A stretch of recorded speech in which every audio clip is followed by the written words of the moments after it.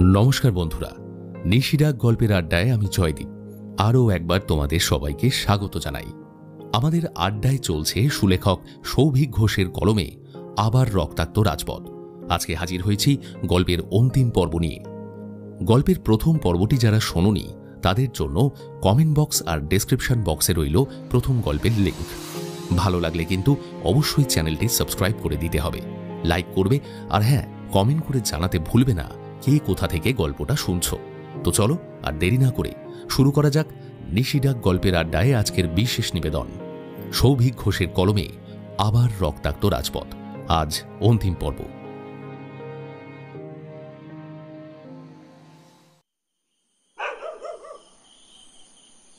অন্তরা, এই অন্তরা, কোথায় গেলি রে? ঘরে এত অন্ধকার কেন? আরে শুনতে পাস না নাকি? অন্তরা, এই তুই এভাবে মাটিতে শুয়ে আছিস কেন? কিরে, এই কিরে, কথা বল। দরজাটা কিভাবে বন্ধ হলো? কিরে, আমাকে চিনতে পারছিস না? কে কে তুমি? আলোটা জ্বালাও না, জ্বালাও, আলোটা জ্বালাও। আমি তো কাজরি। তুই তুই কিভাবে এলি? তুই তো মরে গেছি, তাই তো? হ্যাঁ, আমি মরে গেছি। একটা হাতুড়ি দিয়ে আমার মাথায় আঘাত করে আমাকে তো হত্যা করা হয়েছে। ভূত!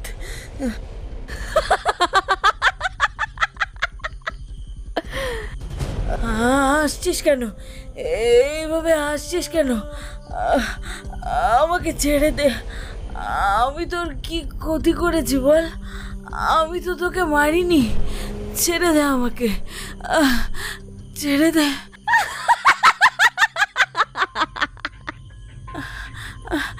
এই আমার গায়ে সব কি ঢালছিস?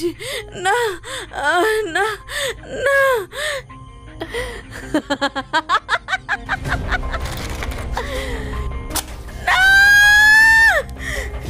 यदा यदा हि धर्मस्य ग्लानिर्भवति भारत अभ्युत्थानमधर्मस्य तदात्मानं सृजाम्यहम् परित्राणाय हि साधूनां विनाशायश्च दुष्कृतं धर्म संस्थापनार्थाय संभवामि युगे युगे।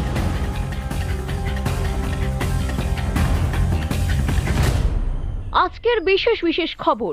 গতকাল মধ্যরাতে ঘটে যায় এক মর্মান্তিক ঘটনা।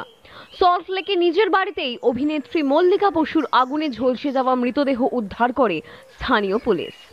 আমরা বাড়ির পরিচারিকার কাছ থেকে জানতে পেরেছি কেউ একজন বাড়ির মেন সুইচ বন্ধ করে বাড়িতে প্রবেশ করে এবং পরিচারিকাকে জোর করে কিছু খাইয়ে তাকে বেহুশ করে দেয়। তারপর অভিনেত্রী বাড়ি ফিরে আসার পর পরিকল্পিতভাবে তার গায়ে আগুন জ্বালিয়ে তাকে হত্যা করা হয়। বাড়ির দরজার সামনে একই রকম ভগবত গীতা উদ্ধার করেছেন পুলিশ। ক্যামেরাম্যান বিক্রমের সাথে আমি রিমি, আপনারা দেখছেন জাগরণ বাংলা। এইভাবে আর হচ্ছে না, এইভাবে খুনি আমাদের নাকের ডগায় বসে ছড়ি ঘুরিয়ে যাচ্ছে, আমরা কিচ্ছু করতে পারছি না। এবার রজত সত্যি সত্যি খুব হতাশ হয়ে পড়ে। বেশ কিছুক্ষণ সেখানকার স্থানীয় পুলিশের সাথে কথা বলে রজত আর নীলাদ্রি। তারপর এক সময় সেই বাড়ির পরিচারিকার সাথে কথা বলার সুযোগ হয় তাদের। নমস্তে বাবু, আমার নাম অন্তরা ত্রিপাঠী আছে। বেশ, তা তুমি এখানে কত বছর ধরে কাজ করছো? 2 साल হবে কাম করছি। তুমি কি এখানকার মেয়ে? नहीं बाबू, मैं गोपालगंज गांव से हूँ। মানে বিহার? जी बाबू। তুমি তো বেশ ভালোই বাংলা জানো দেখছি। थोड़ा थोड़ा बोल लेती हूँ। 2 साल এখানে আছি কি না। হ্যাঁ, আচ্ছা, তোমার ম্যাডাম মানে মল্লিকা বসু, উনি কি কিছুদিন ধরে কোনো প্রবলেমের মধ্যে ছিলেন? মানে এমন কিছু মনে হয়েছিল? ম্যাডাম জি তো ঘরেই থাকতো না, রাত করে ঘর ফিরতো। আমি সব কিছু জানি না বাবু। আচ্ছা ঠিক আছে, গতকাল রাতে কি হয়েছিল? কাল রাতে ম্যাডাম জি ঘর ফিরতে বহুত দেরি করেছিল। আমি খানা তৈয়ার करके বাগিচায় টাইম পাস করছিলাম। सब तब ना तुरंत लाइट बंद हो গেল। मेरे पास टर्च भी नहीं थी। তখন আমি अंदर চলে এলাম। বাইরে থেকে মেন সুইচ অফ করে দিয়েছিল কেউ, তাই তো? জি বাবু। তার মানে বাড়ির ব্যাপারে আগে থেকে খুনি সবকিছু জানতো, কোথায় কি আছে না আছে। আচ্ছা, বলছি যে আপনার ম্যাডামের তো কেউ নেই, শুনেছি 1 বছর আগে ওনার হাজব্যান্ডের সঙ্গে ডিভোর্স হয়ে গেছে। তা এই বাড়িতে ওনার সঙ্গে কে কে দেখা করতে আসতো? ম্যাডাম জি তো তেমন কাউকে অ্যালাউ করতো না, তবে কচুরি ম্যাডাম আসতেন। তারপর? তখন তো আমি अंदर চলে এলাম। পিছে से কেউ আমায় চেপে ধরে। আমি চিল্লাতে भी পারি না। আমার চোখে কালো कपड़े बांध के पानी के साथ कुछ मिलाकर जबरदस्ती। বুঝেছি। लेकिन मुझे याद है, मुझे স্পষ্ট মনে আছে আমার। হ্যাঁ, তখন আমি ওই ঘরেই ছিলাম। কোন ঘরে? যে ঘরে ওনাকে পুড়িয়ে মারা হয়েছে? জি বাবু। হ্যাঁ, হয়তো ওরা তোমায় মারতে চায়নি, সেই জন্য অজ্ঞান অবস্থায় বাড়ির বাগানে ফেলে দিয়ে গেছে। বেশ কিছুক্ষণ রজত পরিচারিকা অন্তরা ত্রিপাঠীর সাথে কথা বলে। তারপর ভালো করে একবার ঘরগুলো ঘুরে ঘুরে দেখে। এখানেও দরজার বাইরে একটি ভগবত গীতা রাখা আছে। সেই ভগবত গীতা হাতে তুলে নেয় নীলাদ্রি। প্রথম পৃষ্ঠায় পেনের কালি দিয়ে লেখা আছে, অদ্যাপি ক্রীড়া না সমাপ্তম। রজতদা, এই দেখো এখানে কি লেখা আছে। দেখি। বেশ কিছুক্ষণ ধরে দেখার পরে রজত বুঝতে পারে সংস্কৃত শব্দ দিয়ে একটা বাক্য গঠন করা হয়েছে, কিন্তু এর মানে বোঝা সম্ভব না। এক সেকেন্ড দাঁড়াও, আমার কাছে একটা অ্যাপ আছে যেখানে ছবি শেয়ার করলে ইংলিশে মানে জানা যায়। দাঁড়াও। নীলাদ্রি আর সময় নষ্ট না করে নিজের মোবাইল ফোনে সেই লেখাটার একটা ছবি তুলে নেয় এবং অবশেষে তার মানে উদ্ধার করা হয়। এই দেখো, অদ্যাপি ক্রীড়া না সমাপ্তম, এইটা কতগুলো সংস্কৃত শব্দ দিয়ে একটা বাক্য গঠন করা হয়েছে, যার মানে হলো the game is not over yet, খেলা এখনো শেষ হয়নি।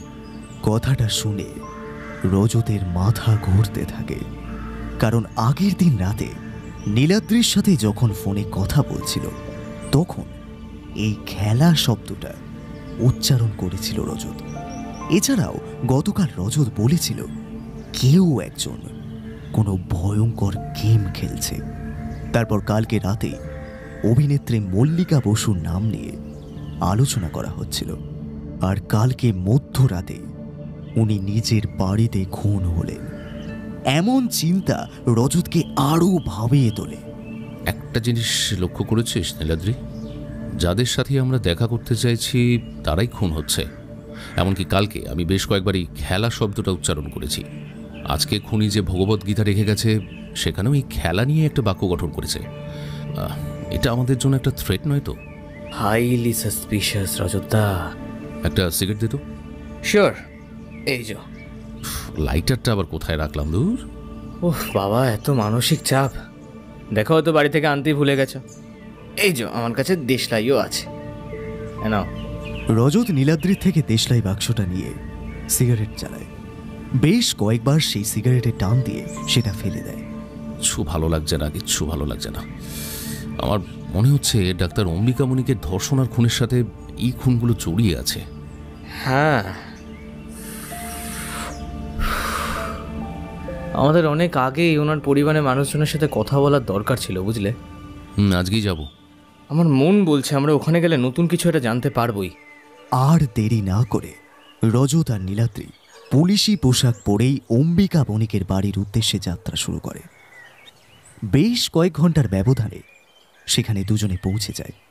এর আগে রজত কুঞ্জবিহারী দামাইয়ের সাথে এখানে এসেছিল, তাই বাড়িটা চিনতে খুব একটা অসুবিধে হয় না তার। বাড়িতে কেউ আছেন? কয়েকবার দরজা ধাক্কা দেওয়ার পরে একজন বয়স্ক ভদ্র মহিলা দরজা খোলে। কাকে চাই? রজত একবার দেখেই চিনতে পেরে যায় উনি আর কেউ না, উনি হলেন অম্বিকা বণিকের মা দীপশিতা বণিক। নমস্কার, চিনতে পাচ্ছেন? ইন্সপেক্টর রজত প্রামাণিক। কুঞ্জবিহারী স্যারের সাথে এসেছিলাম, মনে পড়ছে? ও হ্যাঁ, চিনতে পেরেছি। আসুন আসুন, ভেতরে আসুন। ধন্যবাদ। আয় নীলাদ্রি। আচ্ছা, আপনার হাজব্যান্ড এখন কোথায়? ওই ঘরে আছে। রজত পাশের ঘরে চলে যায়। অম্বিকার বাবা প্রিয়ব্রত বণিক খবরের কাগজ পড়ছিলেন। রজতকে দেখে একটু অপ্রস্তুতে পড়ে যায়। আরে ঠিক আছে ঠিক আছে, এত উত্তেজিত হওয়ার কিছু নেই। আমি কয়েকটা প্রশ্ন করতে এসেছি শুধু। আশা করি আমাকে চিনতে পেরেছেন। হ্যাঁ, চিনতে পেরেছি, কিন্তু কি ব্যাপার? আমি চা করে আনছি, আপনারা বসুন। না না, আমরা কিছু খাবো না, ধন্যবাদ। আচ্ছা বলছি, আপনাদের ছোট মেয়েকে তো দেখতে পাচ্ছি না, উনি কোথায়? গত বছর পূর্ণিমায় বিয়ে হয়েছে, আর ওখানে থাকে না। বিয়েটা কোথায় হয়েছে? বিয়ে তো মেদিনীপুরেই হয়েছে, কিন্তু জামাই আর মেয়ে ব্যাঙ্গালোরে থাকে। জামাই সফটওয়্যার ইঞ্জিনিয়ার, ওখানেই চাকরি করে। আচ্ছা বেশ। আপনার বড় মেয়ে অম্বিকা বণিকের প্রেমিক, উনি এখন কোথায় থাকেন? চয়নের বিয়ে হয়ে গেছে, শুনেছি তো এখন নাকি ইউরোপে থাক। তার মানে এখন আপনাদের সঙ্গে আর কোনো যোগাযোগ নেই, তাই তো? বিয়ের পরে প্রথম কয়েক মাস ফোন করে খবর নিত, এখন আর খবর টবর নেয় না। আচ্ছা, তার মানে আপনারা এখন দুজনেই বাড়িতে থাকেন? হ্যাঁ। আশা করি খবরটা পেয়েছেন। হ্যাঁ পেয়েছি, আর এটাও বুঝতে পারছি যে আপনারা কেন এখানে এসেছে। আচ্ছা, অন্য কথা বাদ দিন, আপনার মেয়ের বান্ধবী কাজরি মজুমদারের খুনটা আপনাদের অবাক করেনি? হ্যাঁ, কাজরির খুনের খবরটা শুনে আমরা সত্যি খুব অবাক হয়েছি। আমার মেয়ের ওপরে যেভাবে অত্যাচার হয়েছিল, তার জন্য সবার আগে সাহস নিয়ে সরকারের বিরুদ্ধে প্রতিবাদ করেছিল কাজরি। তাকে যারা খুন করেছে তাদের কোনো দিনও ভালো হবে না। এর মধ্যে গভীর ষড়যন্ত্র থাকতে পারে অফিসার, গভীর রাজনৈতিক ষড়যন্ত্র। আমাদেরও তাই মনে হয়। আরও বেশ কিছুক্ষণ কথাবার্তার পর সেখান থেকে থানায় ফিরে আসে রজত আর নীলাদ্রি। না রে নীলাদ্রি, এদের সাথে কথা বলে মনে হলো না এনারা কেউ জড়িত আছে বলে।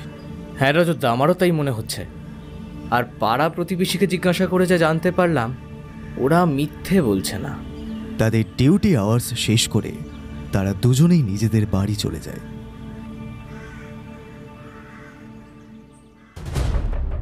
এসো ছোটু, এদিকে এসো। এতে গেছি। এই দেখো, আমি কিন্তু পেরেছি। তুমি আমাকে বলেছিলে না যে আমি পারবো না, আমি কিন্তু তালা খুলতে শিখে গেছি। সত্যি ছোটু, তুমি তো দেখছি জিনিয়াস। গিফট? গিফট দেবো তো, কিন্তু এখন নয়। এই তাহলে আমি যখন স্কুলের টিফিন পিরিয়ডে পার্কে খেলতে যেতাম, তুমি যে আমাকে বলতে যদি আমি রাত্রিবেলায় তালা খুলে বাইরে বেরিয়ে আসতে পারি, তুমি আমাকে দামি গিফট কিনে দেবে? হবে হবে, গিফট তো হবেই, কিন্তু তার আগে ছেড়ে দাও, ছেড়ে দাও, আরে ছেড়ে দাও।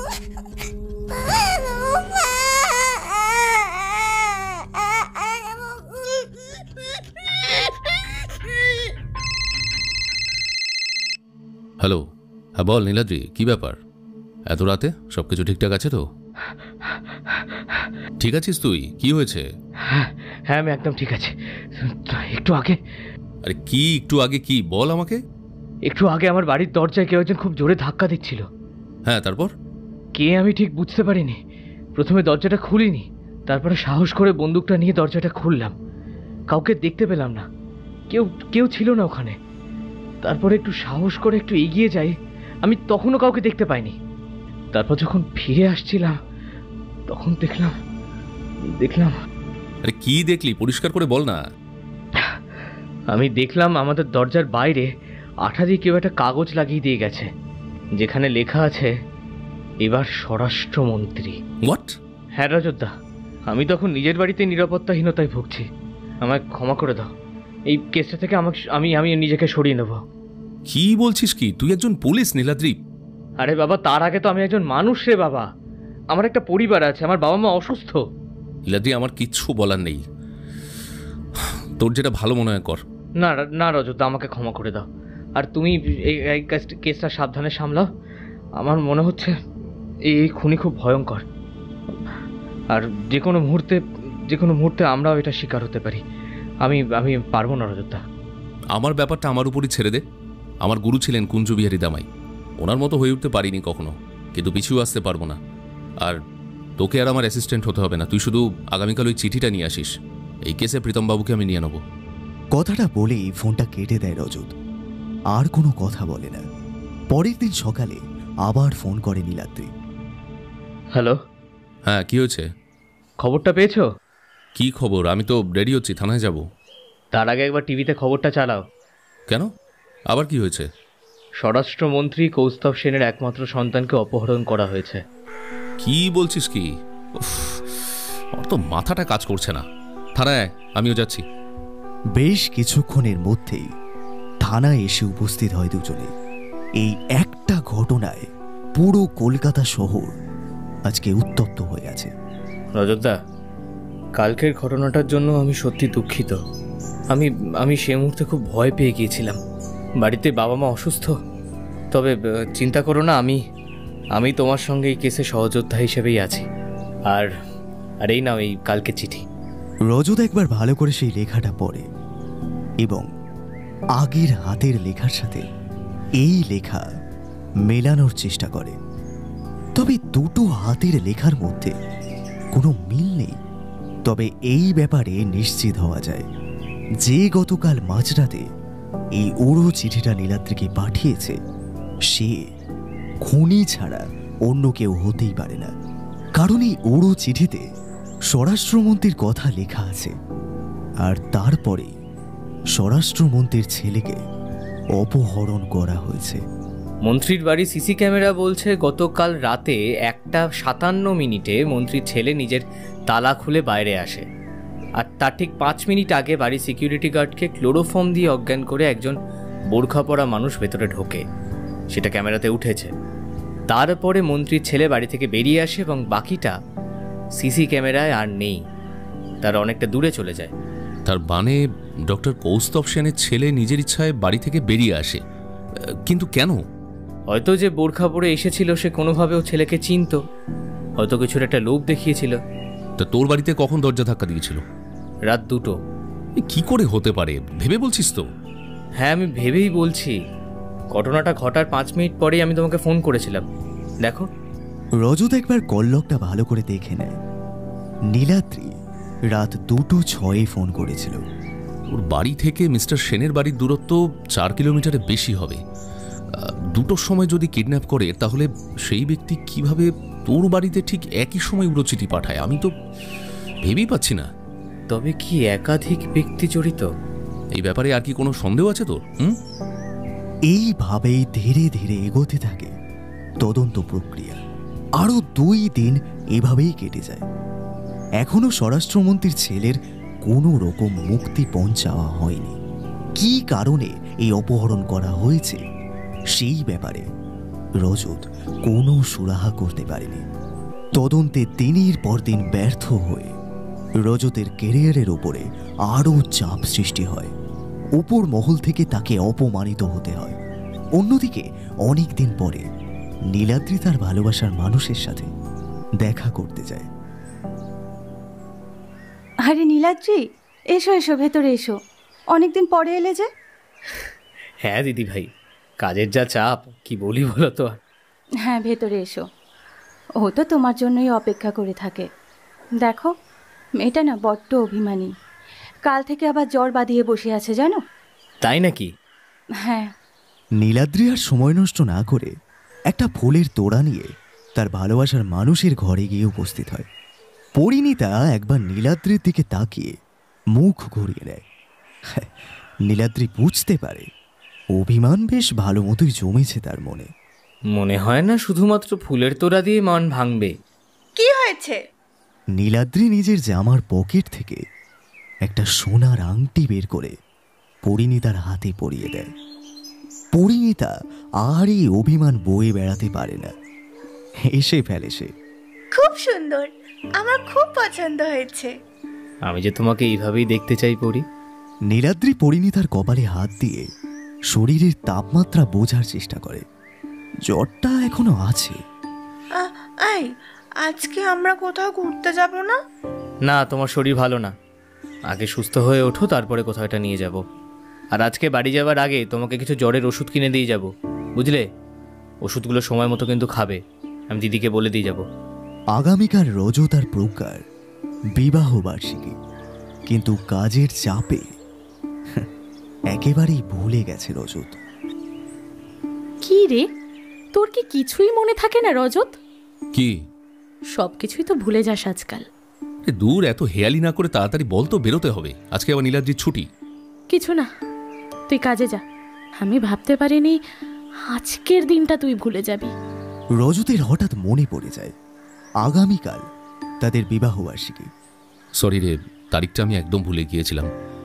শোন না, কিরে রাগ করেছিস? না। আচ্ছা ঠিক আছে, একটা কাজ কর, কালকে তোর বন্ধুদের ইনভাইট কর। হ্যাঁ, এত খরচ করার কোনো দরকার নেই, আর তাছাড়া আমাদের বন্ধুদের গ্রুপটা অনেক বড়।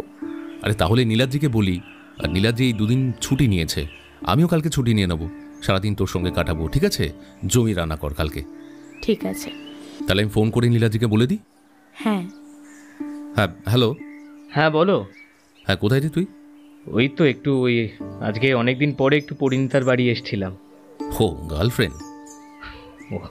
ওই আর কি। আচ্ছা শোন, কালকে সকাল সকাল আমাদের বাড়িতে চলে আসবি। তোর বৌদি আর আমার বিবাহবার্ষিকী। ও তাই নাকি? তাহলে তো অবশ্যই যেতে হবে। একা এলে হবে না, মা বাবা এমনকি প্রেমিকাকেও আনতে হবে। বাবা মায়ের শরীর তো খুব একটা ভালো না, ওরা হয়তো যেতে পারবে না, তবে আমি পরীক্ষা নিয়ে অবশ্যই যাব। আচ্ছা, ওর একটা দিদি আছে বলেছিলি না, তাকেও নিয়ে আসবি। আচ্ছা, ওনাকে ফোনটা দিয়ে আমি বলে দিচ্ছি। হ্যাঁ, একটু অপেক্ষা করো, আমি বলে দিচ্ছি কথা। দিদি এনা স্যার। হ্যালো। নমস্কার। নমস্কার, আমি আপনার ব্যাপারে নীলাদ্রির কাছ থেকে অনেক কথাই শুনেছি। কি বলেছে? আমি খুব খারাপ পুলিশ অফিসার নাকি? হেমা, না না, ছি ছি, তা কেন? আমি আপনার ব্যাপারে অনেক সুনামে কিন্তু শুনেছি নীলাদ্রির কাছে। হ্যাঁ, নীলাদ্রি আপনাকে নিয়েও অনেক কথা বলে। আচ্ছা যাই হোক, আগামীকাল আমার বিবাহ বার্ষিকী, নীলাদ্রির সাথে আপনি আর আপনার বোনকে কিন্তু অবশ্যই আসতে হবে আমাদের বাড়িতে।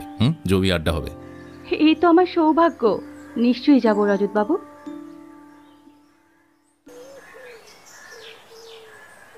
পরের দিন রজত ছুটি নিয়ে নেয়। রজতের কর্মজীবন নিয়ে এখন তার মাথায় খুব চাপ, কিন্তু সে নিজের স্ত্রীকে খুব ভালোবাসে, তাই তার নিজের ইচ্ছে না থাকলেও প্রজ্ঞার কথা ভেবে আজকে ছোট করে বিবাহবার্ষিকী পালন করার পরিকল্পনা করে রজত। বেশ কিছুক্ষণের মধ্যেই নীলাদ্রি, রায়কিশোরী আর পরিণীতাকে সাথে নিয়ে রজতের বাড়ি চলে আসে। শুরু হয় পরিচয় পর্ব। নমস্কার। নমস্কার। রজতকে দরজার সামনে দেখা মাত্রই রায়কিশোরী একটা ফুলের তোড়া আর একটা উপহার তার হাতে তুলে দেয়। Hello aunty. হ্যালো, তুমি তো কুঞ্জবিহারী বাবুর মেয়ে, তাই না? হ্যাঁ। খুব মিষ্টি। ওর নামও মিষ্টি। ও মা, তাই নাকি? বাহ। হ্যাঁ, আমার নাম মিষ্টি। খুব সুন্দর তোমার নামটা। প্রজ্ঞা একবার পরিণীতার দিকে তাকায়, তাকে হুইল চেয়ারে দেখে কয়েকটা প্রশ্ন করে প্রজ্ঞা। নীলাদ্রি ভাই, বলছি যে উনি কি পরিণীতা? হ্যাঁ বৌদি। প্রজ্ঞা বুঝতে পারে পরিণীতা শুধু হাঁটতে পারে না তাই নয়, তার মধ্যে কিছুটা মানসিক ভারসাম্যহীনতা আছে। মেয়েটাকে দেখে খুব মায়া হয় প্রজ্ঞার। তার সাথে সাথে এটা দেখে খুব ভালো লাগে যে নীলাদ্রির মতো একটা ছেলে তার মতো মেয়েকে জীবন সঙ্গিনী হিসেবে বেছে নিয়েছে। এসো নীলাদ্রি, ওকে সাবধানে নিয়ে এসো। আপনাকে কোথায় যেন দেখেছি রায়কিশোরী ম্যাডাম। আমারও না আপনাকে খুব চেনা চেনা লাগছে রজত বাবু, কিন্তু কোথায় যে দেখেছি মনে করতে পারছি না। আচ্ছা, কি করা হয়, মানে প্রফেশন? আমি কিছুই করি না। কয়েক বছর আগে বাবা আমার অমতে বিয়ে দিয়েছিল, তার 1 বছর পরেই ডিভোর্স হয়ে যায়। তারপরে বাবাও ক্যান্সারে মারা যায়। বাবা যে এফডি করে গেছে তাতে আমাদের 2 বোনের ভালোভাবেই চলে যায়। আচ্ছা, বুঝলাম। বেশ কয়েক ঘন্টা রজত আর প্রজ্ঞার সাথে সময় কাটানোর পর নীলাদ্রি, পরিণীতা আর রায়কিশোরীকে তাদের বাড়িতে পৌঁছে দিয়ে নিজের বাড়ি ফিরে যায়। পরের দিন আবার থানায় দেখা হয় রজত আর নীলাদ্রির। বাবা, মুখের ভেতরটা কি ব্যথা করছে। অ্যাসিড হয়ে গেছে মনে হয়, কালকে অনেক কিছু খাওয়া দাওয়া হয়েছে তাই হয়তো। না গো রজতদা, মাঝে মধ্যেই খুব ব্যথা করে।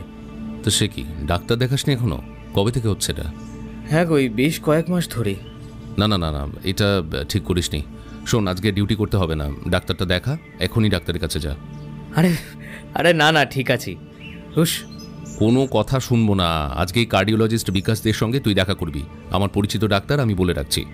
আচ্ছা বেশ, আমি ফোন করে বলে দিচ্ছি। আমি হোয়াটসঅ্যাপে তোকে পাঠাচ্ছি অ্যাড্রেসটা, বাড়িতেই পেশেন্ট দেখেন উনি, ঠিক আছে? তা উনি থাকেন কোথায়? ওই দমদমে। একটু দাঁড়া, আমি ফোন করছি। হ্যালো, হ্যাঁ বিকাশ দা। হ্যাঁ রজত, বলো কি ব্যাপার? হ্যাঁ বলছি, ভালো আছো? হ্যাঁ ভাই। পেশেন্ট দেখছো এখন? হ্যাঁ এই তো পেশেন্ট দেখছি, কেন বলো তো? আর শোনো না, আমি একজনকে পাঠাচ্ছি, ওর নাম নীলাদ্রি। ওর মাঝে মাঝে বুকে একটা পেন হচ্ছে, বুঝলে? আচ্ছা আচ্ছা, সে পাঠিয়ে দাও তুমি ওনাকে। এই ভালো কথা, আমি কিন্তু এখন আর বাড়িতে পেশেন্ট দেখি না। হ্যাঁ, ও বাড়িতে দেখো না? হ্যাঁ, আমি তোমাকে ঠিকানাটা বলছি, একটু লিখে নাও। আচ্ছা শোনো না বিকাশ দা, আমাকে একটু প্লিজ হোয়াটসঅ্যাপ করে দেবে, ভালো হয় ভীষণ। আমি নীলাদ্রিকে ফরওয়ার্ড করে দিচ্ছি। আচ্ছা আচ্ছা ঠিক আছে। ডাক্তার বিকাশ দে সঙ্গে সঙ্গেই রজতকে ঠিকানা পাঠিয়ে দেয়। সেই ঠিকানা পেয়ে নীলাদ্রিকে পাঠিয়ে দেয় তার চেম্বারে। আসতে পারি? হ্যাঁ আসুন। নমস্কার, আমি নীলাদ্রি, আমাকে রজতদা পাঠিয়েছে। ইয়েস ইয়েস, প্লিজ বসুন। Thank you. হ্যাঁ এবার বলুন, আপনার প্রবলেমটা কোথায়? নীলাদ্রি ডাক্তারকে নিজের সমস্যার কথা জানায়। ডাক্তার নীলাদ্রিকে অ্যাঞ্জিওগ্রাফি করায় এবং জানানো হয় আগামীকালকে রিপোর্ট পাওয়া যাবে। পরের দিন ডাক্তারের রিপোর্টটা হাতে পেয়ে সরাসরি রজতকে ফোন করে। হ্যাঁ রজত ভাই। হ্যাঁ বিকাশ দা বলো। এই তো একটু পরেই নীলাদ্রি রিপোর্ট আনতে যাব। রিপোর্ট এসছে? হ্যাঁ সেই জন্যই তো ফোনটা করেছিলাম। হ্যাঁ বলো, কোনো প্রবলেম আছে? ওরে বাবা, সমস্যা বলে সমস্যা, অনেক জটিল ব্যাপার। হ্যাঁ, কি প্রবলেম? এই রকম জিনিস এর আগে আমি কোনো পেশেন্টের মধ্যে দেখিনি। নীলাদ্রি বাবুর বুকের লেফট সাইডে একটা কৃত্রিম যন্ত্র আছে, একটা ডিভাইস আছে। মানে কি ডিভাইস? আচ্ছা, ওনার কি কোনোদিনও কোনো অপারেশন হয়েছিল? হ্যাঁ, 1 বছর আগে একটা অ্যাক্সিডেন্টে অপারেশন হয়েছিল। হয়তো সেই সময় কেউ এই ডিভাইসটা ওনার বুকের ভেতরে সেট করে দিয়েছিল। কিন্তু কারণটা কি, মানে এই ডিভাইসের কাজটা কি? দেখো, সেটা আমি বলতে পারবো না। অপারেশন করে ডিভাইসটা বের করার পরে সেটা জানতে পারবো। আর যত তাড়াতাড়ি সম্ভব ওই ডিভাইসটা বের করতে হবে, না হলে আরো বড় সমস্যা হতে পারে। ডাক্তারের কথা শুনে খুব চিন্তিত হয়ে পড়ে রজত। পুরো ব্যাপারটা নীলাদ্রিকে জানায় সে। ঠিক করা হয় নীলাদ্রির দুর্ঘটনার পরে যে হাসপাতালে নীলাদ্রির অপারেশন হয়েছিল সেখানে গিয়ে ডাক্তারকে জেরা করা হবে। সেই হাসপাতালের বিশিষ্ট ডাক্তার প্রীতম অধিকারী সেই সময় নীলাদ্রির অপারেশন করেছিল। রিপোর্টটা বিকাশবাবুর থেকে নিয়ে সেখানে গিয়ে ডক্টর প্রীতম অধিকারীকে জেরা করা হয়। প্রথমে কিছু বলতে অস্বীকার করে সে, তারপরে তার উপর অতিরিক্ত চাপ সৃষ্টি করায় নিজের মুখেই সব কিছু স্বীকার করে সেই ডাক্তার। আমাকে ছেড়ে দিন, আমার টাকার লোভ ছিল না। বিশ্বাস করুন অফিসার, আমাকে খুনের হুমকি দেওয়া হয়েছিল। একজন মহিলা বোরখা পরে আমার বাড়িতে এসে দেখা করে। কোনোভাবে আমি ওনার মুখ দেখতে পারিনি। একটা ডিভাইস আমার হাতে দিয়ে বলল এটা ওনার শরীরে ঢুকিয়ে দিতে হবে, এর জন্য আমাকে 5 লক্ষ টাকা দেবে। এই ডিভাইসটার কাজ কি? এই ডিভাইসটা কারো শরীরের ভিতরে থাকলে সে কার সাথে কি কথা বলছে না বলছে সব কিছুই জানা যায়। ও মাই গড, এসব কি রজতদা? তার মানে এটা যে করেছে সেই আসল খুনি, কারণ সেই খুনি তোর আর আমার সিক্রেট সমস্ত কথাবার্তা শুনে নিয়েছে। সেই জন্যই আমাদের ইনভেস্টিগেশনের জন্য যাদের সাথে দেখা করতে চাইছি ঠিক তারাই খুন হচ্ছে। কিন্তু এখনো তো আমাদের কথা শুনছে, তাহলে কি হবে? শুনুক না, যত ইচ্ছে শুনুক। খুনি যত চালাক আর সাহসী হোক, ধরা এবার পড়তেই হবে। তো আমি একটা জিনিস ভেবে পাই না, খুনি হঠাৎ তোকে টার্গেট করলো কেন? আমি তো সেটাই ভাবছি। সব জানা যাবে যদিও, তার আগেই ডাক্তারকে গ্রেফতার করতে হবে। ওনার স্বীকারোক্তি মোবাইলে ভিডিও রেকর্ড করে নিয়েছি। Arrest him. ডাক্তারকে গ্রেফতার করা হয়, কিন্তু হাজার একটা প্রশ্নের জন্ম দিয়ে যায়। কারণ ওনাকে যে এই কাজটা করিয়েছিল তাকে উনি দেখতে পায়নি। টাকার লোভ দেখিয়ে হোক বা ভয় দেখিয়ে হোক, অপরাধ সব সময় একটি ঘৃণ্য কাজ, এর কোনো ক্ষমা নেই। অবশেষে রজতের পরম বন্ধু ডাক্তার বিকাশের সাহায্যে নীলাদ্রির বুকের ভেতর থেকে সেই ডিভাইসটা বের করা হয়। এই ঘটনা বাংলার সংবাদ মাধ্যমে শিরোনামে উঠে আসে, রাজ্যে তোলপাড় শুরু হয়। জানিস প্রজ্ঞা, চাকরিটা হয়তো বা ছেড়ে দিতে হবে। কেন এমন কথা বলছিস কেন? দেখ, হয়তো একটু দেরি হয়েছে, কিন্তু নীলাদ্রির শরীরের ভেতর থেকে ওটা তো বের করা গেছে। এই কেসটাতে না খুনি আমার থেকে অনেক বেশি বুদ্ধিমান। একের পর এক খুন হয়ে যাচ্ছে, আমি কিচ্ছু করতে পারছি না। এইভাবে বলিস না, দেখবি এবার তুই পারবি। তুই ডিপার্টমেন্টের সব থেকে ইন্টেলিজেন্ট অফিসার, তাই জন্যই তো তোকে এই কেসের দায়িত্ব দিয়েছে। এইভাবে ভেঙে পড়িস না রজত, সব ঠিক হয়ে যাবে। এরকম আমার সাথে কোনোদিন হয়নি রে। প্রাইম সাসপেক্টই খুঁজে পাচ্ছি না, সন্দেহজনক কাউকে খুঁজে পাওয়া যাচ্ছে না, পুরোটাই কেমন একটা ধোঁয়াশা। বলছি তো, এইভাবে ভেঙে পড়িস না। হয়তো খুনি তোর খুব কাছেই আছে, তুই দেখতে পাচ্ছিস না। মানে আমি বলতে চাইছি যে প্রাইম সাসপেক্ট খুব তাড়াতাড়ি খুঁজে পাবি। আমার মন বলছে খুনি খুব তাড়াতাড়ি কোনো প্রমাণ রেখে যাবে। তুই নিশ্চিত যে আরো খুন হতে পারে? আমি নিশ্চিত নয়, তবে সিরিয়াল কিলিংয়ে খুনি কোথায় গিয়ে থামবে সেটা বোঝা যায় না, কিন্তু তুই খুব তাড়াতাড়ি তার সন্ধান পাবি। দেখা যাক। তুই ঘুমা, আমি আসছি। কোথায় যাচ্ছিস? এই তো একটু বারান্দা থেকে আসছি। এত রাতে বাইরে যাবি? হ্যাঁ রে, আজকে একটা বন্ধু দিল্লি থেকে অনেক দিন পর কলকাতা ফিরেছে। সকালে একবার কথা হয়েছে, ও বলেছিল রাতে ফোনে কথা বলবে। আর এই দেখ না, এই ঘরে একদম নেটওয়ার্ক পাওয়া যাচ্ছে না, তাই দেখি যদি বাইরে পাওয়া যায়। ঠিক আছে, তাড়াতাড়ি আয়, আমি শুয়ে পড়ছি, বুঝলি, ঘুম পাচ্ছে আমার। রজতকে শুভরাত্রি জানিয়ে প্রজ্ঞা দরজা খুলে বাড়ির বাইরে বেরিয়ে আসে।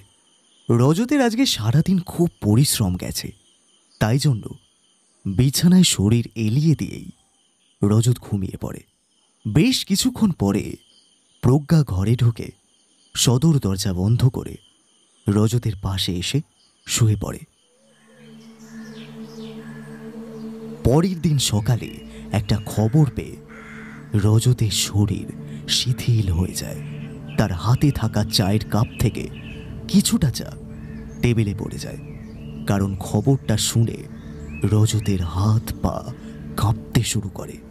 আজকের বিশেষ খবর, গতকাল মধ্যরাতে ধর্মতলার ব্লু ডলফিন হোটেলে মর্মান্তিকভাবে মৃত্যু হয় রাজ্যের প্রাক্তন স্বরাষ্ট্রমন্ত্রী দুর্যোধন গাঙ্গুলির একমাত্র পুত্র ও গাঙ্গুলি গ্রুপের এমডি অভিমন্যু গাঙ্গুলির। জানা গেছে হোটেলের একটি রুমের বাথরুমে বাথটব থেকে তার দেহ উদ্ধার করা হয়েছে। প্রাথমিকভাবে অনুমান করা হচ্ছে বাথটবের জলে শর্ট সার্কিট থেকে এই মর্মান্তিক পরিণতি ঘটেছে। তবে বোরখা পরা একজন রহস্যজনক মহিলাকে তার ঘরে ঢুকতে এবং বেরোতে দেখা গেছে, যা নিয়ে যথেষ্ট শোরগোল শুরু হয়েছে। এটি খুন নাকি নিছক একটি দুর্ঘটনা তা খতিয়ে দেখছে পুলিশ। ক্যামেরাম্যান রাজীবের সাথে আমি রিমি, আপনারা দেখছেন জাগরণ বাংলা। রজত আর সময় নষ্ট না করে ঘটনাস্থলে উপস্থিত হয়। কিছুক্ষণের মধ্যে নীলাদ্রি সেখানে চলে আসে। হোটেলের ম্যানেজার ও অন্যান্য কর্মীদের কিছু প্রশ্ন করা হয়। বেশ কিছু তদন্ত চলার পর হোটেলের বাথরুম থেকে রজত এমন একটা জিনিস খুঁজে পায় যেটা দেখে রজতের বুকের ভেতরটা কেঁপে ওঠে। একটা পেন্ডেন্ট। তার খুব চেনা এই পেন্ডেন্টটা। ভালো করে হাতে নিয়ে রজত দেখে বুঝে যায় পেন্ডেন্টটা প্রজ্ঞার। ভালোবাসার প্রতীকে তৈরি করা এই পেন্ডেন্টের মধ্যে রজত আর প্রজ্ঞার ছবি আছে। পেন্ডেন্টটা এমন জায়গায় রাখা ছিল যেখানে রজত ছাড়া আর কারোর চোখে পড়েনি। রজত সেটা নিজের পকেটে লুকিয়ে নেয়। নীলাদ্রিকেও কিছু জানায় না, কারণ এখানে সব কিছু প্রকাশ্যে আসলে সর্বনাশ হয়ে যাবে। এই সব চিন্তা করতে করতে অসুস্থ হয়ে পড়ে রজত। রজতদা, কি হলো? শরীর খারাপ লাগছে? ঘামছো কেন এইভাবে? জানি না, মনে হয় প্রেশারটা একটু বেড়েছে। তুমি একটা কাজ করো, তুমি আজকে বাড়ি যাও, বাড়ি থেকে একটু বিশ্রাম করো, আমি এদিকটা দেখে নিচ্ছি। নীলাদ্রি রজতকে বাড়িতে পাঠিয়ে দেয়। কি হলো? Are you okay? এত তাড়াতাড়ি বাড়ি চলে আসলি যে, কি ব্যাপার? শরীরটা একটু খারাপ লাগছিল রে, তাই। রজত প্রজ্ঞাকে কোনোভাবেই বুঝতে দেয় না যে রজত কোনো কিছু নিয়ে চিন্তা করছে, কিন্তু প্রজ্ঞার ব্যাপারে যে সন্দেহটা মনে জাঁকিয়ে বসেছে সেটা মুছে ফেলা সম্ভব নয়। রজত একবার প্রজ্ঞার গলার দিকে তাকায়।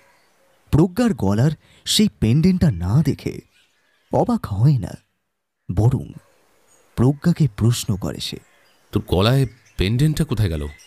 ও হ্যাঁ, তোকে বলতে ভুলে গেছি, ওটা না আমি কয়েকদিন ধরে খুঁজে পাচ্ছি না জানিস। ড্রেসিং টেবিলে কবে যেন খুলে রেখেছিলাম, তারপর থেকে আর খুঁজেই পাচ্ছি না। রজত আর কথা বাড়ায় না। রজত খুব ভালোভাবেই বুঝতে পারে প্রজ্ঞা নিজেকে বাঁচানোর জন্য এই মিথ্যেটা বলছে, কিন্তু প্রজ্ঞাই কেন? ওদের সাথে প্রজ্ঞার কি শত্রুতা থাকতে পারে? সবকিছু যেন মাথার উপর দিয়ে যায় রজতের। সেই দিন রাতে সন্দেহ অন্য মোড় নেয়। সেই রাতেই একবার নীলাদ্রিকে ফোন করে রজত। হ্যালো নীলাদ্রি। হ্যাঁ হ্যালো, শরীর কেমন আছে? ওসব পরে হবে, যেটা বলছি সেটা ভালো করে মন দিয়ে শোন। বেশ বেশ, হ্যাঁ বলো। তোকে কতগুলো প্রশ্ন করব, ঠিকভাবে উত্তর দিবি, ঠিক আছে? যাদের তুই আমাদের বাড়িতে নিয়ে এসেছিলি, কি যেন নাম, রাই কিশোরী, তাই তো? কেন বলো তো? হ্যাঁ, কতদিনের পরিচয় তোর সাথে? 1.5 বছর কি তার একটু বেশি। তো তোর ওই অ্যাক্সিডেন্টের আগে না পরে? অবশ্যই দুর্ঘটনার আগে হবে, কারণ দুর্ঘটনা তো 1 বছর আগে হয়েছে। আচ্ছা, তুমি কি কোনো কিছু সন্দেহ করছো রজতদা? আজকে যখন হোটেলে গেলাম, বাথরুম থেকে একটা পেন্ডেন্ট পেয়েছি। জানি ওটা ওই হোটেলে সবার সামনে প্রকাশ্যে আনা উচিত ছিল, কিন্তু। পেন্ডেন্ট? কি বলছো? আমি তো কিছুই বুঝতে পারছি না। পেন্ডেন্টটা তোর বৌদির। হোয়াট? হ্যাঁ, ওটা এখন আমার কাছেই আছে। প্রকাশ্যে আনলে প্রজ্ঞাকে গ্রেফতার করতে হতো, কিন্তু আমি জানি, ভালো করেই জানি যে ওকে কেউ একজন ফাঁসানোর চেষ্টা করছে। সেই ব্যক্তি, উদ্দেশ্যটাই বা কি? আমার মনে হচ্ছে রাই কিশোরী এসবের সাথে কোনো যোগসূত্র থাকতে পারে। ওই হয়তো সেই দিন আমাদের বাড়ি থেকে ওটা চুরি করেছিল। না রজতদা, আমি তোমার সাথে কখনোই একমত হতে পারছি না। কোনো বড় প্রমাণ ছাড়া শুধুমাত্র সন্দেহের বশে তুমি। প্রমাণ নেই ঠিকই, কিন্তু ভুলে যাস না, আমাদের কিন্তু সন্দেহ করে এগিয়ে যেতে হয়। দেখো রজতদা, ছোট মুখে একটা বড় কথা বলছি, কিছু মনে করো না। পেন্ডেন্টটা কিন্তু বৌদির পাওয়া গেছে। নিজের স্ত্রী বলে সন্দেহের তালিকা থেকে বৌদির নামটা সরিয়ে দিও না। যাকে এখন ফোনটা রাখছি, কালকে দেখা হবে। হ্যাঁ, সাবধানে থেকো রজতদা, রাখছি। আর বেশি কথা না বলে নীলাদ্রি ফোনটা কেটে দেয়। রজত বুঝতে পারে রায়কিশোরীর ব্যাপারে সন্দেহের তীর যাওয়ার ফলে নীলাদ্রির খারাপ লেগেছে। তারপর রজত ঘরের আলো বন্ধ করে প্রজ্ঞা আর মিষ্টির পাশে গিয়ে শুয়ে পড়ে। রজতের মাথা থেকে চিন্তার ভূত যেন নামতেই চাইছে না।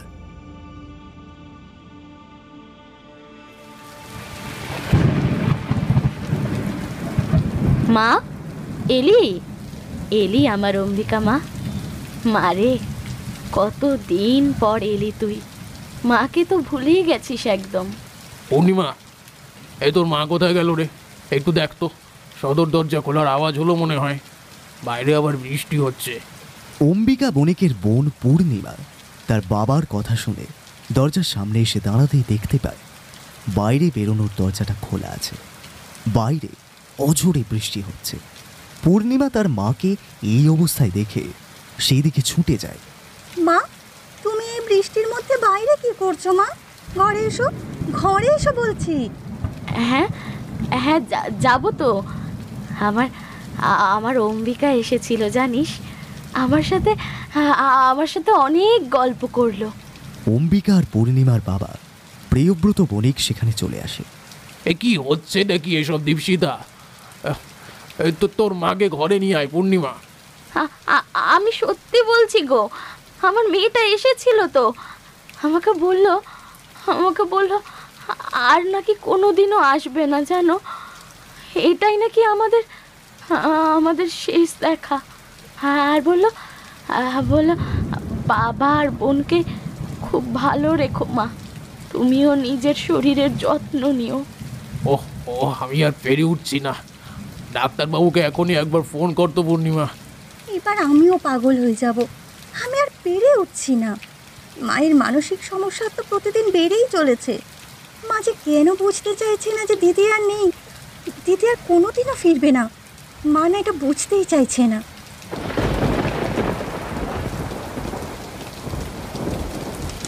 দরজা ধাক্কা দেওয়ার শব্দ শুনে রজত আর প্রকার ঘুম ভেঙে যায়। হুড়মুড়িয়ে বিছানা থেকে উঠে বসে রজত। মিষ্টি তখনও ঘুমাচ্ছে। রজত আর প্রকার প্রথমে সাড়া দেয় না, কিন্তু আবার দরজা ধাক্কার শব্দ। কে? রজত বাধ্য হয়ে প্রশ্ন করে দরজার ওপারে থাকা অপরিচিত ব্যক্তিকে। প্রজ্ঞা ভয়ে একটাও কথা বলতে পারে না। কে? কথা বলছো না কেন? কি হলো কি? কথাটা বলে রজত বিছানা থেকে উঠে দাঁড়ায়, তারপর নিজের বন্দুকটা নিয়ে দরজার দিকে এগিয়ে যায়। এই কোথায় যাচ্ছিস তুই? না আমি তোকে যেতে দেব না, প্লিজ যাস না। ছাড়, ছেড়ে দে। যেই হোক জানে না যে আমি কে। দাঁড়া, দেখে আসছি আমি, ছাড়। রজত প্রজ্ঞার কোনো কথা শোনে না, এগিয়ে গিয়ে দরজাটা খুলে দেয়। ওপারে কাউকে দেখতে পায় না রজত। রজতের মাথা আরো গরম হয়ে যায়। এই সালা, তুই যেই হোস না কেন সামনে আয়। এত ভয় কিসের? হ্যাঁ, আচ্ছা বন্দুক দেখে ভয় পেয়েছিস নাকি? রজত রাস্তার দিকে আরো কিছুটা এগিয়ে যায়, তারপরই ঘটে যায় সেই ভয়ঙ্কর ঘটনা।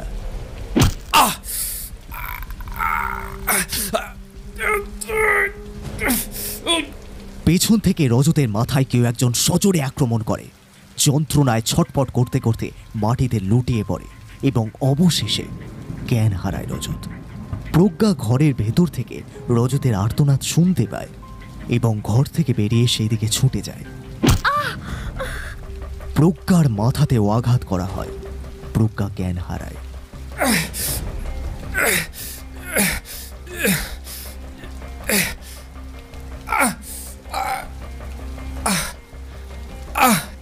রজত আর প্রজ্ঞার জ্ঞান ফিরে আসার পরে দেখতে পায় তাদের শরীরটা মোটা দড়ি দিয়ে আষ্টে পৃষ্ঠে বাঁধা আছে। ঘর ঘুটঘুটে অন্ধকার। তাদের পাশেই অনবরত কেঁদে চলেছে মিষ্টি। তার শরীরটাও একইভাবে একটা চেয়ারের সাথে বাঁধা আছে। ঘরের আলো বলতে শুধুমাত্র একটা জ্বলন্ত মোমবাতি। রজত আর প্রজ্ঞা সামনের দিকে তাকাতেই যা দেখে, সেটা দেখে দুজনের মাথা ঘুরে যায়। তাদের সামনে অন্য কেউ নয়, আছে রাই কিশোরী। তাকে দেখে মনে হচ্ছে তার মধ্যে যেন কোনো পিশাচ ভর করেছে। ঠোঁটে হালকা হাসি আর চোখে অনেকখানি আগুন। রাই কিশোরী? তুমি কি রজত বাবু, চিনতে পারছেন না আমায়? না চেনার তো কথা নয়, এই তো দুদিন আগে আপনার বাড়িতে গিয়ে গান্ডে পিণ্ডে খেয়ে এসেছি। কি তাই না?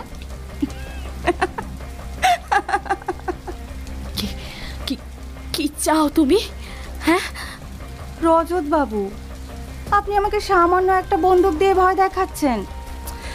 আপনার কি মনে হয় যে মানুষটা মল্লিকা বসু আর কৃষাণুর মতো সেলিব্রিটিকে খুন করতে পারে, যে অভিমন্যু গাঙ্গুলির মতো শিল্পপতিকে হোটেলে ঢুকে খুন করতে পারে, সে কখনো একটা ছোট বন্ধুকে ভয় পায়?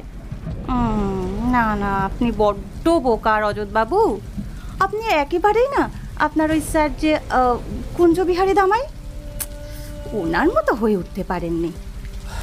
আমাদের ছেড়ে দাও। বেশ, তোমার যদি আমাকে ছাড়তে ইচ্ছে না হয় তাহলে ছেড়ো না, কিন্তু প্রজ্ঞা আর মিষ্টিকে ছেড়ে দাও। ওদের কি দোষ? আমি খুনিকে খুঁজে বার করার চেষ্টা করেছি, কিন্তু ওরা তো কিছু করেনি। দেখো মিষ্টি বাচ্চা, আমি এখনো কাঁদছে, প্লিজ। আচ্ছা, আপনার কি মনে হয় বলুন তো, আপনি আমাকে ধরার চেষ্টা করছেন বলে আমি আপনাকে বেঁধে রেখেছি? না না, একদমই নয়। অনেক বড় পাপ জমে আছে তো। হ্যাঁ, পাপ? হ্যাঁ প্রজ্ঞা, অনেক বড় পাপ জমে আছে, আর সেই পাপের ভাগীদার তোমার স্বামী রজত প্রামাণিক। কি? আপনি হয়তো ভুলে গেছেন রজতবাবু, কিন্তু সেই দিন হাসপাতালে অম্বিকা বণিকের ওপরে সেই পাশবিক অত্যাচারের কথা আমি কিন্তু ভুলে যাইনি। মানে কি বলতে চাইছো তুমি? বুঝতে পারছেন না তো? আমি আপনাকে বুঝিয়ে দিচ্ছি। সেই দিন শুধু ডাক্তার রুদ্র সেন আর নকুল সরকাররা ছিল না, তার সাথে আরও একজন ছিল। আপনি ছিলেন অফিসার রজত প্রামাণিক, আপনি। না, আমি ছিলাম না। আমাকে ফাঁসানোর চেষ্টা করলে কিন্তু গুলি করে খুলি উড়িয়ে দেব। আমি সেই হাসপাতালের একজন নার্স ছিলাম। সেদিন আমি নীরব দর্শক ছিলাম, কিচ্ছু করার ছিল না আমার। কিন্তু আজকে আমার অনেক কিছু করার আছে। আমি এটা বিশ্বাস করতে পারছি না।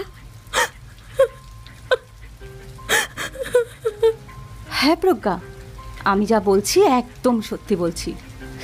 তারপর বাকিরা কুঞ্জবিহারীর হাতে খুন হলো, কিন্তু কেউ জানতে পারলো না তার সহকর্মী রজত প্রামাণিক সেদিন সেখানেই ছিল। কারণ সেই সময় স্বরাষ্ট্রমন্ত্রী দুর্যোধন গাঙ্গুলির একমাত্র পুত্র অভিমন্যু গাঙ্গুলি, সেই তো রজতবাবুর সহায় ছিল। সেই দিন আরও একজন ছিল, জানো জানো সে কে? কাজরি মজুমদার, অম্বিকার বান্ধবী। ও নাকি খুব ভালোবাসতো অম্বিকাকে। হ্যাঁ, কিন্তু সেও যে এইভাবে বেইমানি করবে মেয়েটা ভাবতেও পারেনি। কাজরি মজুমদার অম্বিকার সাথে বেইমানি করেছিল? হ্যাঁ, অম্বিকার এমন পরিণতির পরে কাজরি মজুমদার মিডিয়ার কাছে ভালো সেজে থাকার নাটক করেছিল। মোমবাতি মিছিল করে প্রতিবাদী হয়ে সাধারণ মানুষের মধ্যে মিশেছিল, জানো। তার অনেক উপহার পেয়েছিল অনেক।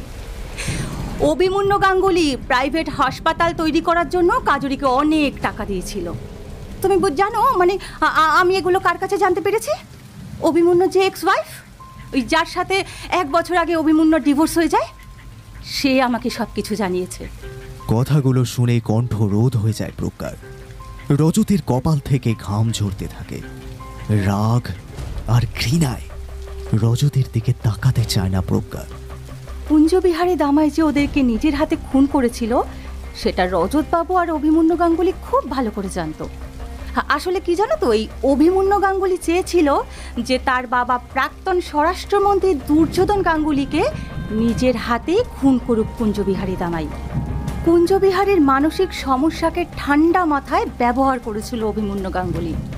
সে চেয়েছিল যে দুর্যোধন গাঙ্গুলি খুন হোক, আর তারপরে তার দুর্নীতিগ্রস্ত বাবার বিরুদ্ধে গিয়ে নিজেকে সকল মানুষের কাছে ভালোভাবে তুলে ধরবে, নতুন সরকার গঠন করবে, আর মন্ত্রিসভায় নিজের জায়গা করে নিয়ে কোটি কোটি টাকা কামাবে।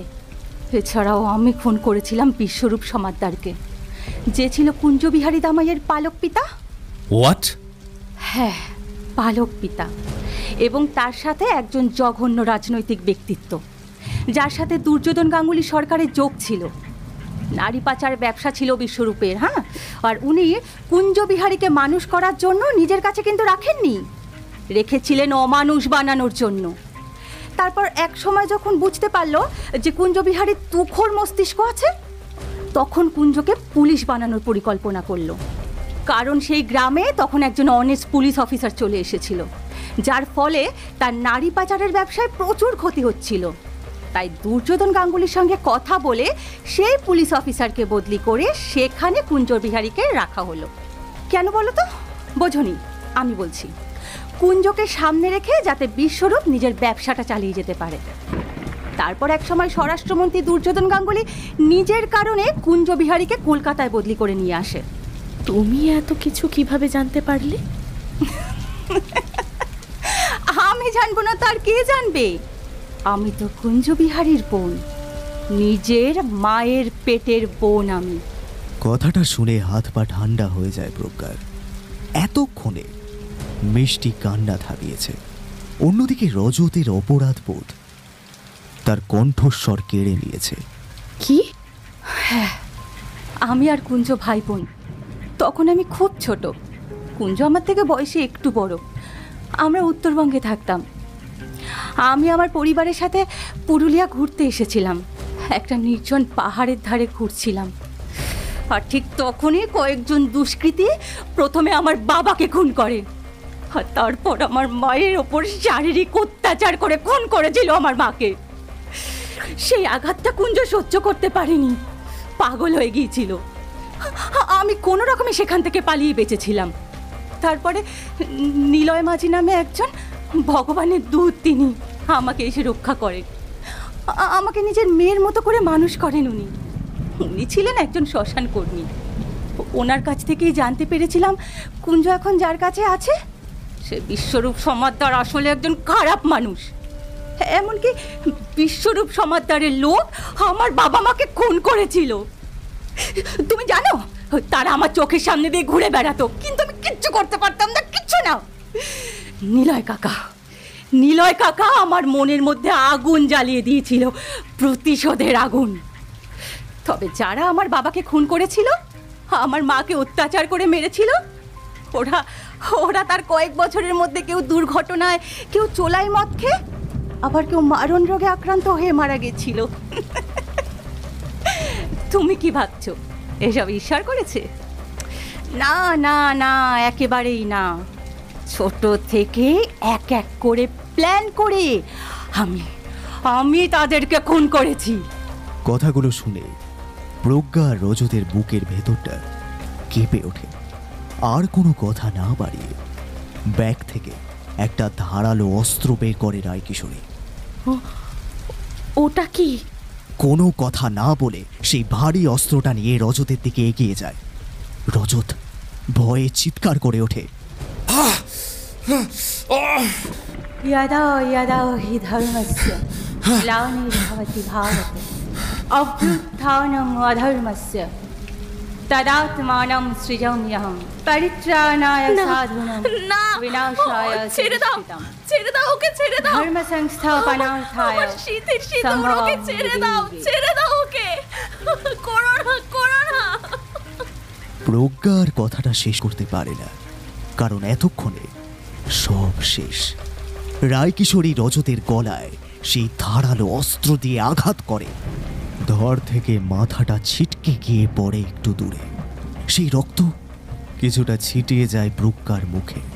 প্রজ্ঞা স্থির হয়ে যায়, মুখ থেকে আর একটাও কথা বের হয় না তার। আমাকে ক্ষমা করে দিস মিষ্টিমা। প্রজ্ঞা, তুমিও আমাকে ক্ষমা করে দিও। প্রজ্ঞা তখনও স্থির হয়ে রজতের মুন্ডহীন শরীরটার দিকে তাকিয়ে থাকে। চোখের পলক পড়ে না আর। রায়কিশোরী কথাটা বলেই বাথরুমে গিয়ে হাতে পায়ে লেগে থাকা রক্ত ধুয়ে নেয়। তারপর টেবিলে একটা রেকর্ডার রেখে বাড়ি থেকে বেরিয়ে যায়। সাথে রেখে যায় পবিত্র গীতা। এই রেকর্ডারে এতক্ষণ ধরে বলা কথাগুলো রেকর্ড হয়েছে। রাজ্যের উপমুখ্যমন্ত্রী ও স্বরাষ্ট্রমন্ত্রী ডক্টর কৌস্তব সেনের ছেলেকে এখনো ছাড়েনি রায়কিশোরী, বরং ব্ল্যাকমেল করছে ডক্টর কৌস্তব সেনকে। কারণ রায়কিশোরী ভালো করেই জানে কৌস্তব সেনের ছেলে তার নয়নের মণি, তার সব থেকে দুর্বল জায়গা। তাই তার ছেলেকে অপহরণ করার পরিকল্পনা রায়কিশোরী করেছিল। রজতের বাড়ির সামনে কৌস্তব সেনের গাড়ি এসে থামে। এখন মধ্যরাত। সবকিছু ঠিকঠাক আছে তো? হ্যাঁ। স্বরাষ্ট্রমন্ত্রী কৌস্তব সেনের গাড়িতে রায়কিশোরী উঠে বসে পড়ে। গন্তব্য মুখ্যমন্ত্রী অয়ন্তিকা বিশ্বাসের বাড়ি। কিছুক্ষণ আগে স্বরাষ্ট্রমন্ত্রী কৌস্তব সেন পরিকল্পনা করে মুখ্যমন্ত্রীর বাড়ির সিকিউরিটিকে বিপুল টাকা খাইয়ে সরিয়ে দিয়েছে। এখন বাসভবনে আর কোনো সিকিউরিটি নেই। কিছুক্ষণের মধ্যেই মুখ্যমন্ত্রীর বাসভবনে পৌঁছে যায় গাড়ি। দুজনেই অনেক সতর্ক হয়ে গাড়ি থেকে নেমে এগিয়ে যায় দরজার দিকে। সিকিউরিটিকে দিয়ে আগে থেকেই দরজার লক ভেঙে রেখেছিল কৌস্তব সেন, তাই ঘরে প্রবেশ করতে কোনো অসুবিধে হলো না তাদের। মুখ্যমন্ত্রী যে ঘরে ঘুমন্ত অবস্থায় আছে সেই ঘরে প্রবেশ করে রায়কিশোরী। পাশে থাকা একটা বালিশ দিয়ে মুখটা চেপে ধরে তার। মুখ্যমন্ত্রী অয়ন্তিকা বিশ্বাসের মুখ থেকে কিছু অস্পষ্ট শব্দ শোনা যায়, কিন্তু বেশিক্ষণ সেই শব্দ শোনা যায় না। রায়কিশোরী তাকে শ্বাসরোধ করে খুন করে ঘর থেকে বেরিয়ে আসে। কাজ হয়ে গেছে, তাই না? স্বরাষ্ট্রমন্ত্রী কৌস্তব সেনের মুখে আনন্দের হাসি ফুটে ওঠে। ঠাকুর যা করেন ভালোর জন্যই করেন। এবার আমি মুখ্যমন্ত্রী হব। মুখ্যমন্ত্রী হবি, তাই না? কথাটা বলে ব্যাগ থেকে সেই ধারালো অস্ত্রটা বের করে, যেটা দিয়ে কিছুক্ষণ আগে রজতকে খুন করা হয়েছে।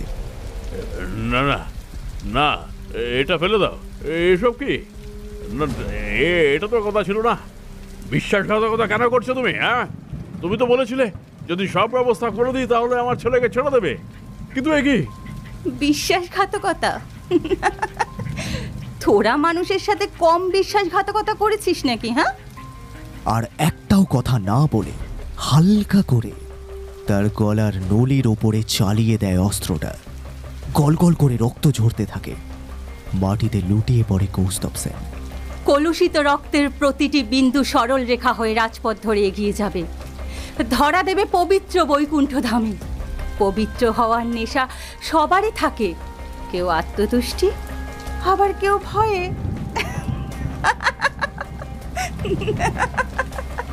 বাড়ি থেকে বেরিয়ে যায় রায়কিশোরী। দেখতে পায় কৌস্তব সেনের গাড়ির ভেতর বসে আছে তার বোন পরিণীতা। তার ঠোঁটে মুখে ধরা পড়ে এক মায়া ভরা তৃপ্তির হাসি। রায়কিশোরী গাড়ির চাবিটা চুরি করে ড্রাইভিং সিটে বসে পড়ে। তার সারা শরীর রক্তে ভিজে আছে। ভাই নীলাদ্রি। হ্যাঁ দিদি, এত রাতে ফোন করছো, কিছু হয়েছে? পরি ঠিক আছে? একটা রিকোয়েস্ট করবো ভাই, রাখবে? হ্যাঁ বলো। আধ ঘন্টার মধ্যে পুলিশ ফোর্স আর তোমার সাংবাদিক বন্ধুকে নিয়ে একবার মা সারদা ফ্লাইওভারের কাছে আসতে পারবে? হ্যাঁ, কিন্তু কেন? কোনো প্রশ্ন করো না ভাই, আজকে অনেক বড় কিছু একটা ঘটবে। পুরো বাংলা তোলপাড় হয়ে যাবে। আর ভুল করেও তোমার স্যার রজত প্রামাণিককে ফোন করবে না, আর পুলিশ ফোর্সকে আগ্নেয়াস্ত্র নিয়ে আসতে বলবে। আর হ্যাঁ, তোমার সাংবাদিক বন্ধুকে ক্যামেরা নিয়ে আসতে বলো। রায়কিশোরী মা সারদা ফ্লাইওভারের কাছে গাড়ি থামায়। জনমানব শূন্য কলকাতার এই রাজপথ।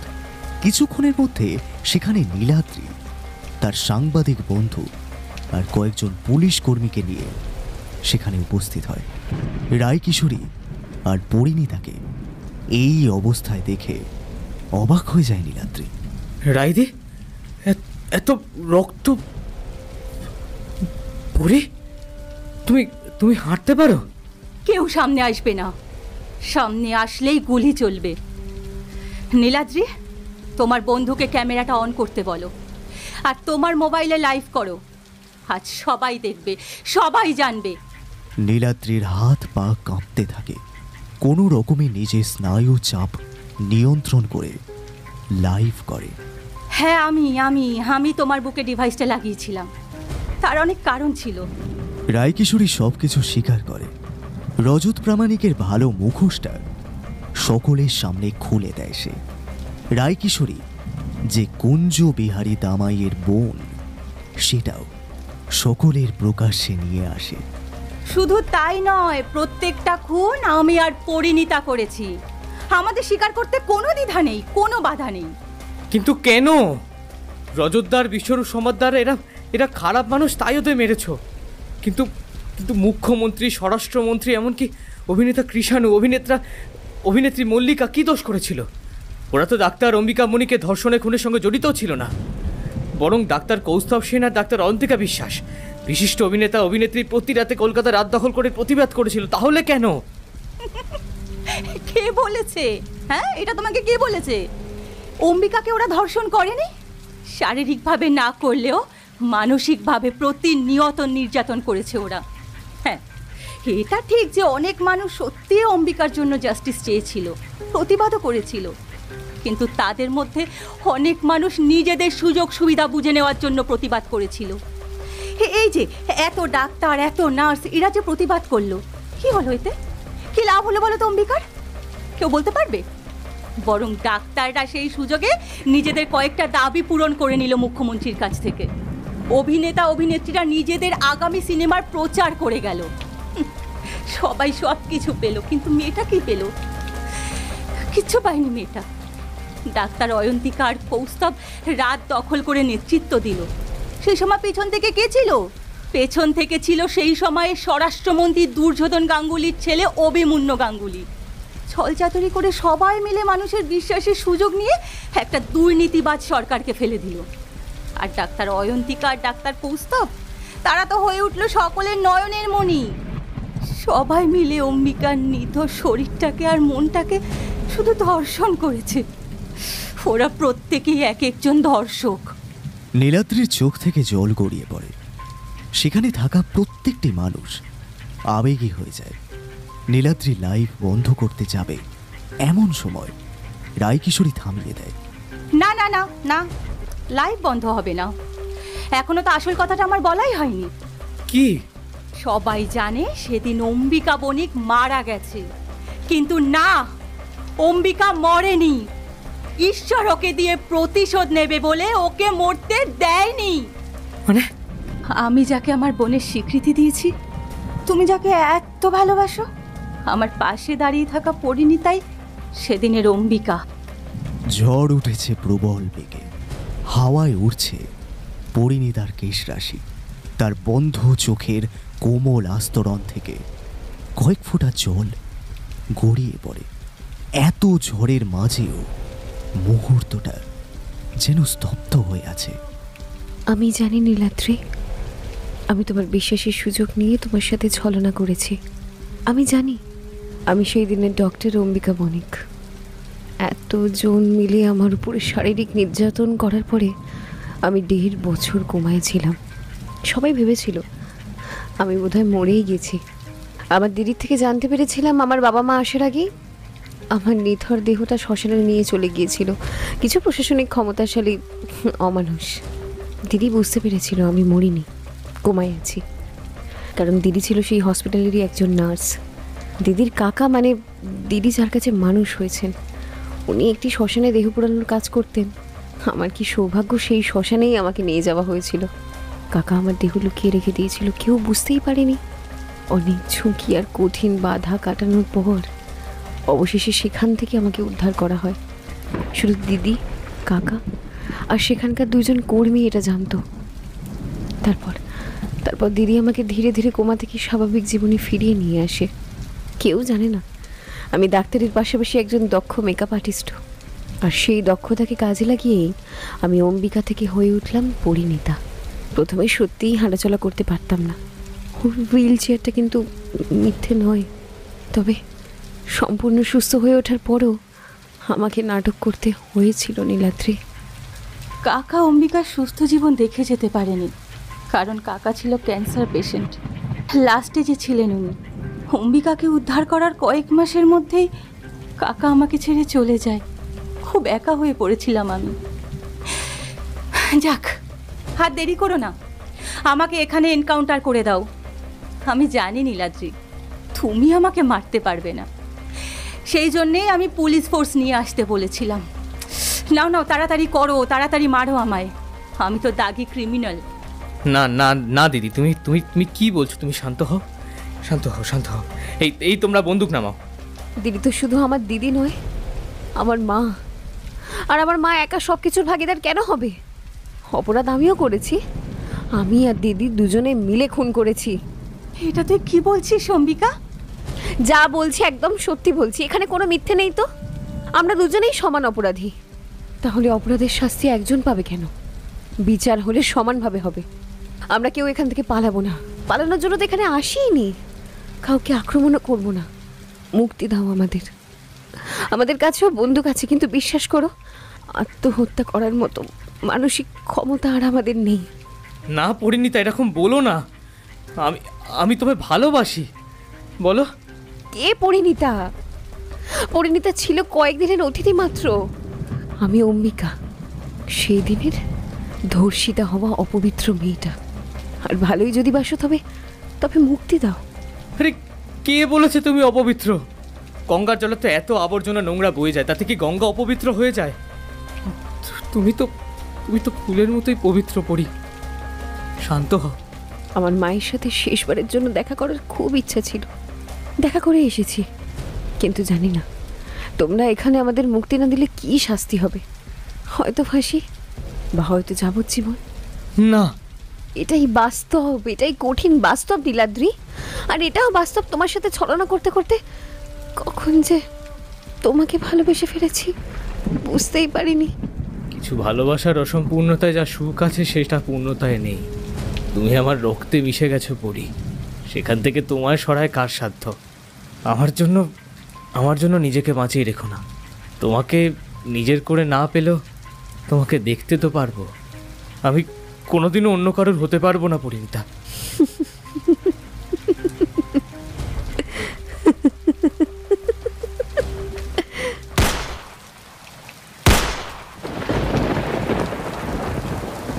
মুহূর্তটা এক পলকে স্তব্ধ হয়ে যায়। পরিণীতার হাতের মুঠো আলগা হতেই হাত থেকে একটি চিরকুট উড়ে এসে নীলাদ্রির পায়ের সামনে পড়ে।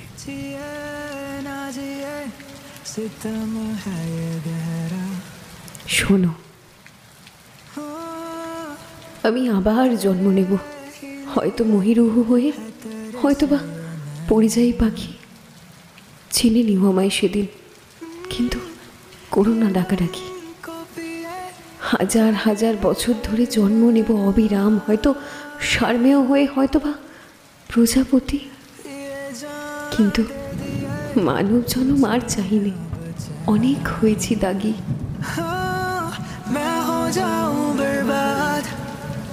तेरे बाद ना जीने की वजह